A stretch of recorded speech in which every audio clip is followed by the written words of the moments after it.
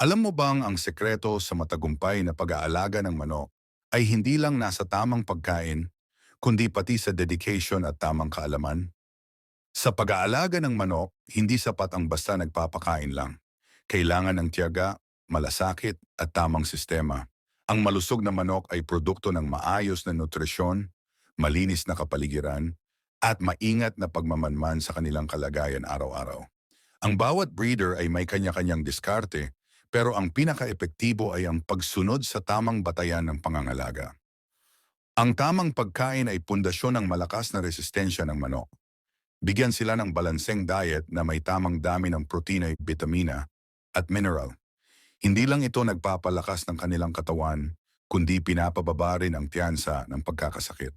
Tandaan, ang mahinang resistensya ay maaaring magdulot ng matinding problema sa iyong buong alagang manok. Pero hindi lang pagkain ang dapat pagtuunan ng pansin. Ang maayos na kulungan ay dapat laging malinis, may sapat na espasyo at may tamang ventilasyon. Ang malinis na kapaligiran ay nagbabawas ng stress at nagpapalakas ng kanilang kalusugan.